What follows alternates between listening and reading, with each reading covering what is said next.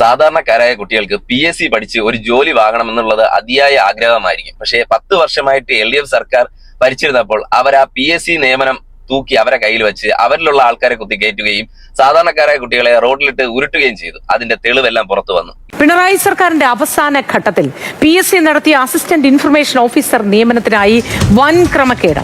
Rank പട്ടികയിലെ 15 പേർക്കായി PSC യോഗ്യതയിൽ മാറ്റം വരുത്തി. പാനൽ ജീവനക്കാരായ ഉദ്യോഗാർത്ഥികൾക്ക് തെറ്റായ പ്രവൃത്തി പരിചയ സർട്ടിഫിക്കറ്റ് നൽകി. 100ഓളം ഉദ്യോഗാർത്ഥികൾക്ക് യോഗ്യത രേഖ മാറ്റാൻ PRDയുടെ ഒത്താശയും ഉണ്ടായിരുന്നു. അപ്പൊ PSCയിലെ അണ്ണന്മാര് കാണിച്ച തെണ്ടിത്തനം എന്ന് പറയുന്നത്, പഠിക്കുന്ന കുട്ടികൾ എക്സാം എഴുതുന്നുണ്ട്, പാർട്ടികളിൽ മണ്ടന്മാരായ കുട്ടികൾ എക്സാം എഴുതുന്നുണ്ട്. ഇതിൽ പഠിക്കുന്ന കുട്ടികൾ 100ൽ 100 മാർക്ക് എക്സാം എഴുതി അണ്ണന്മാരെന്ത് ചെയ്യും? ഈ പഠിക്കുന്ന കുട്ടികൾ 100ൽ 100 മാർക്ക് എഴുതിയിട്ടുണ്ട്, അവർക്കൊരു 80 മാർക്ക് മാത്രം വാല്യൂ ചെയ്യും.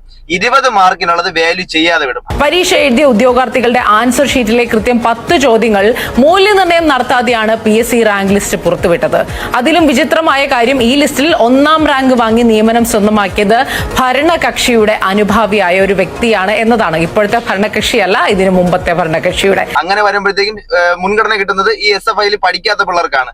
ഇവന്മാർക്ക് എന്തിന് ഇതിൽ മാർക്ക് കുറയുമ്പോൾ എന്ത് ചെയ്യും? ഒരു അഭിമുഖം നടത്തി 100ൽ 100 മാർക്കും കൊടുക്കും. അപ്പൊ അണ്ണന്മാര് വിചാരിച്ച് ഈ കുട്ടികൾ എഴുതിയ എക്സാം പേപ്പറൊന്നും പുറത്ത് വരില്ല എന്ന്.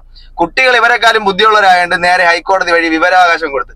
എന്നിട്ടും ഇവർ നമ്മുടെ LDF സർക്കാർ എന്ന സമയത്ത് ഈ വിവരാവകാശം വഴി ഈ പേപ്പർ കൊടുക്കാതിരിക്കാൻ മാക്സിമം നോക്കി. ഇപ്പോൾ പുതിയ സർക്കാർ വന്നപ്പോഴത്തേക്കും അവരോട് സപ്പോർട്ട് ചെയ്ത് ഈ എക്സാം പേപ്പർ വെളിയിലോട്ട് വന്നപ്പോഴത്തേക്ക് കുട്ടികൾ എഴുതിയ മാർക്ക് പുറത്തോട്ട് വന്നിട്ടില്ല, ഈ വാല്യൂ ചെയ്തിട്ടില്ല.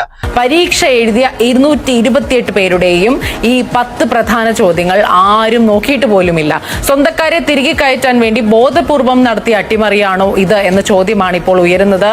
ഇതിനെയാണോ നമ്മൾ സുതാര്യമായ PSC എന്ന് വിളിക്കേണ്ടത്? LDF സർക്കാർ ജനങ്ങൾക്ക് കൊടുത്ത പൊൻതൂവലാണ് PSCയിലെ അതിക്രമമായിട്ട് കടന്നു കയറി അവരുള്ള ആൾക്കാരെ കുത്തിക്കയറ്റി. ഇതിലോടുകൂടി PSCയിൽ ആൾക്കാർക്കുള്ള വിശ്വാസവും പോയി. LDF സർക്കാരിൽ ആളുകൾക്ക് നല്ല വിശ്വാസമായി. കാര്യം അതിൽ പ്രവർത്തിച്ച ഗവൺമെന്റ് ജോലി ഉറപ്പ്. PSC പഠിച്ചിട്ട് കാര്യമില്ല.